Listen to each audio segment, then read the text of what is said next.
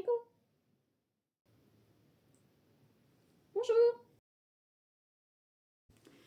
Aujourd'hui, je vais vous parler d'une série, The White Lotus, puisque la saison 3 est annoncée là. Et si vous n'avez pas encore vu les 2 premières saisons, mais il faut absolument que vous ruiez sur votre télé. The White Lotus, 3e.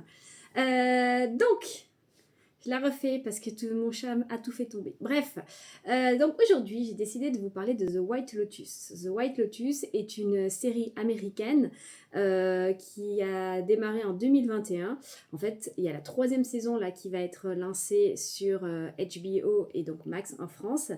Mais chaque saison, en fait, est indépendante. Quel est le pitch? On se le demande. À part si tu veux aller voir sur Allociné ou Wikipédia, mais je peux te le faire rapidement.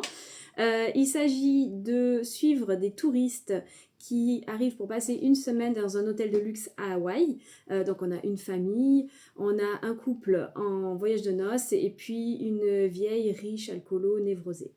Et en parallèle, on a aussi le personnel de l'hôtel. Donc chaque personne a l'air très lisse et très normale, là, entre guillemets, si tant est qu'on puisse définir la normalité.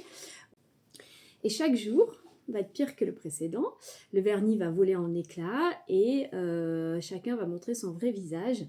Et vraiment, les dialogues sont savoureux. C'est plein d'humour noir, de sarcasme. C'est vraiment politiquement incorrect, ça part dans tous les sens.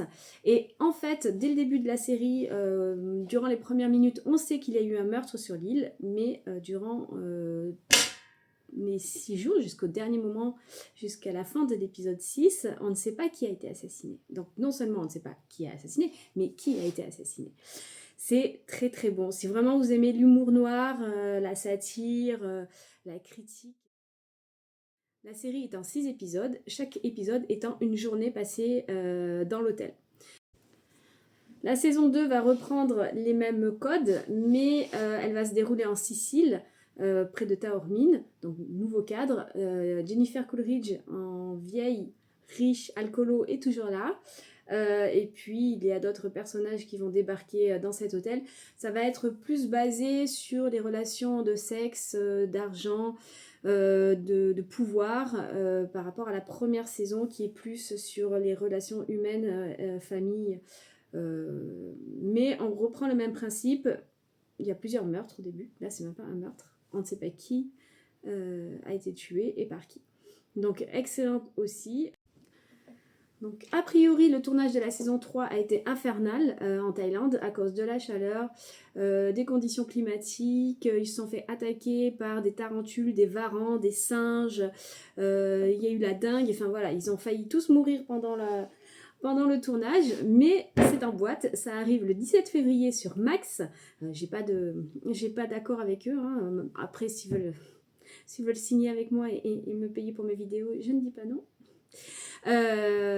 Donc, courez, regardez cette série. Si vous n'avez pas vu la 1 et la 2, vous pouvez commencer par la 3.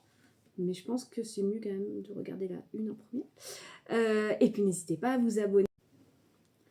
Plein de choses à venir sur ma chaîne. Je vous partagerai un jour, enfin, peut-être, mon top 10 2024 film que je n'ai même pas terminé encore d'établir. Je réfléchis encore. Je déteste faire des tops parce que choisir, c'est renoncer. Et, je ne sais jamais choisir ce que je préfère. Bref, je vous parlerai aussi d'un film que j'ai vu sur Amazon et qu'il faut absolument que vous découvriez si vous ne l'avez pas encore vu. Et puis, j'aimerais bien vous parler un peu livre aussi, littérature. J'ai plein d'idées. Et puis je rêverais de faire comme Christophe Ondelat, mettre mon blouson en cuir pour partir, mais comme je suis chez moi et que je n'ai pas besoin de cuir, enfin pas là avec moi, je vais juste vous montrer la beauté de mon pull Beetlejuice, même si j'ai trouvé que Beetlejuice 2, entre parenthèses, petit aparté, était nul à chier. Bonne fin de journée. Politiquement incorrect. Ah, putain de merde, sérieux Yuna.